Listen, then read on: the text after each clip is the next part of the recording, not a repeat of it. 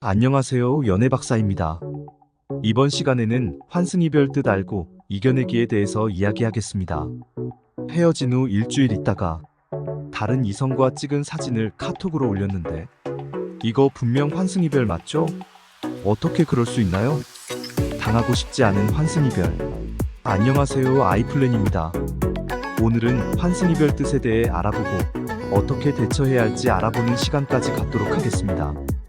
연애를 하다 보면 당하고 싶지 않고 해서는 안 될 행동이 있는데요. 바로 환승이별입니다. 하지만 이런 환승이별을 주저없이 하는 사람들이 있어 당하는 사람들은 크나큰 상처를 입기 마련입니다. 이 환승이별이란 뜻은 도대체 무엇일까요? 첫 번째, 환승이별 뜻. 환승이별이란 무엇일까요? 환승이별의 환승은 어떤 목적지를 가기 위해서 대중교통 수단 지하철 또는 버스를 갈아타는 뜻을 가지고 있습니다. 이러한 환승처럼 이별할 때 다른 이성으로 갈아타는 것을 의미하는데요. 이러한 환승이별은 상대에게 씻을 수 없는 상처를 남기며 예의 없이 상대방과 마무리를 짓게 만들어줍니다. 두 번째, 환승이별이 상처가 되는 이유. 환승이별했다는 것은 즉 나와 만나면서 다른 이성을 만났다는 이야기입니다. 환승하는 사람 입장에서는 상대가 지치거나 나를 힘들게 해서 미래가 보이지 않기에 다른 이성으로 갈아탔다고 이야기하는데요. 이러한 핑계가 양심을 무뎌지게 하고 상대방에 대한 미안함을 느끼지 못하게 만들죠. 환승이별 전당하는 당사자 입장은 어떨까요? 계속 힘들어도 관계를 이어나가려고 하는 마인드를 지니고 있는 것이 대부분입니다.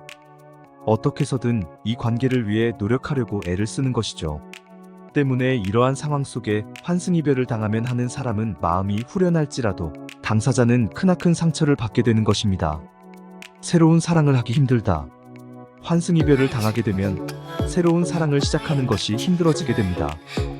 큰 상처를 받았다는 것은 다시 말해 자기가 믿고 있는 사람에게 상처를 받은 것이기에 다른 새로운 사람도 똑같을 거라는 관념을 가지게 만들죠.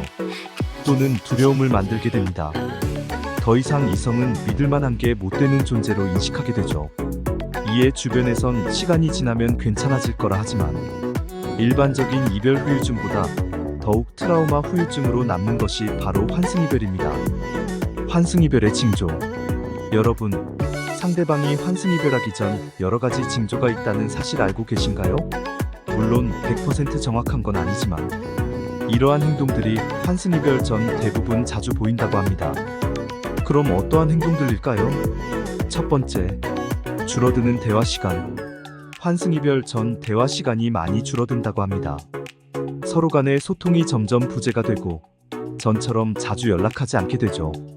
또한 대화하는 것이 귀찮아지게 됩니다. 이러한 것은 마음이 식어서 나오는 행동들입니다. 두 번째, 줄어드는 관심. 대화 시간이 줄어든 만큼 관심 또한 줄어들게 됩니다. 이젠 더 이상 궁금해하지도 않고 카톡 시 앵무새 마냥 답장하거나 같이 있어도 침묵의 시간이 길어지게 돼요. 세 번째, 지치는 마음이 들게 된다. 마음이 식은 사람과 달리 상대방 쪽은 지치는 마음이 들게 됩니다. 어느 순간부터 달라진 그의 태도 때문에 눈치 보는 연애를 하게 되며 점점 마음이 무거워지고 그 사람과 있을 때 지치는 감정이 점점 들게 되죠. 네 번째, 부재가 많은 연락. 어느 순간부터 특정 시간 또는 주말 같은 시간대에 연락이 잘 안 되는 경우가 많습니다.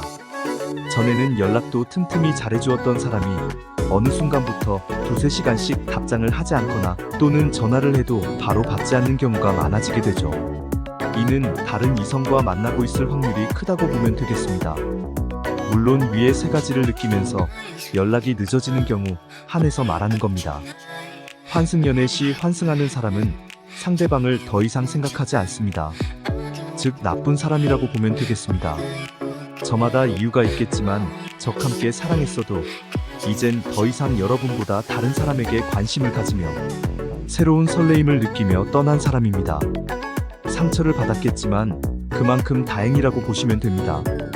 똥차는 가고 벤츠는 반드시 올 것입니다.